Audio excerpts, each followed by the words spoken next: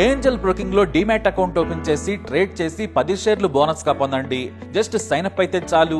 మీ phone number enter చేసి OTP enter చేయండి. ఆ తర్వాత పాన్ కార్డ్, ఆధార్ కార్డ్, అలాగే బ్యాంక్ స్టేట్మెంట్ కూడా అప్లోడ్ చేయండి. ఆ తర్వాత ఓ సెల్ఫీ, ఓ ఈ-సైన్ చేస్తే చాలు. మీ అకౌంట్ 24 గంటల్లో యాక్టివేట్ అయ్యాక మా నంబర్ కి యాక్టివేట్ అని వాట్సాప్ చేయాలి. ఆ తర్వాత మీ డీమ్యాట్ అకౌంట్ లో మేము చెప్పిన 10 బ్యాంకింగ్ షేర్స్ బై చేసి స్క్రీన్ షాట్ పెడితే చాలు. ఆ అమౌంట్ మీకు యూపీఐ ద్వారా పంపిస్తాము. అంటే మీకు 10 షేర్లు బోనస్ గా వచ్చినట్టే. ఆ తర్వాత మీరు ఆ షేర్స్ ని సెల్ చేసుకుంటారో ఇన్వెస్ట్ చేసుకుంటారో మీ ఇష్టం. డిస్క్రిప్షన్ లో ఉన్న లింక్ ద్వారా మాత్రమే మీకు ఈ బోనస్ షేర్లు వస్తాయన్నది మాత్రం గుర్తుపెట్టుకోండి. అతిగా ఆవేశపడే ఆడది, అతిగా ఆశపడే మగాడు సుఖపడినట్టు చరిత్రలో లేదు. ఇది ఒకప్పుడు రజనీకాంత్ చెప్పిన పంచ్ డైలాగ్. మరి ఆ రెండూ ఒకరే అయితే?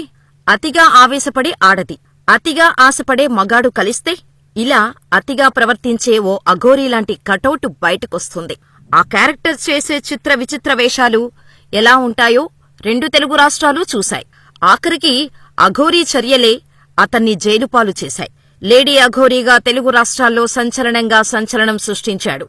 తనకు తాంత్రిక శక్తులు ఉన్నాయంటూ పెద్ద ఎత్తున ప్రచారం చేశాడు. సామాజిక మాధ్యమాల్లో అఘోరీ శ్రీనివాస్ వీడియోలు వైరల్ గా మారాయి కూడా. అనేక మంది అఘోరీకి భక్తులుగా కూడా మారారు. మంగళగిరి నుంచి ఓ యువతిని తీసుకెళ్లటం పెద్ద వివాదాస్పదంగా మారింది.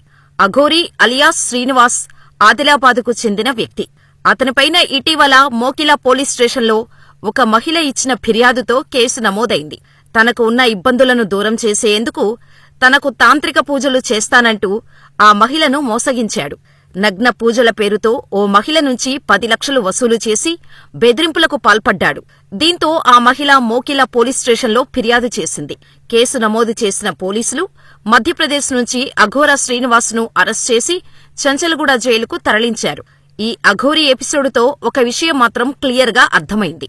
అతిగా మతిపోయి ప్రవర్తించే అఘోరీ అయినా చట్టానికి అతీతం కాదని తేలిపోయింది. అయితే తాజాగా అఘోరీ రిమాండ్ రిపోర్టులో సంచలన విషయాలను పేర్కొన్నారు పోలీసులు.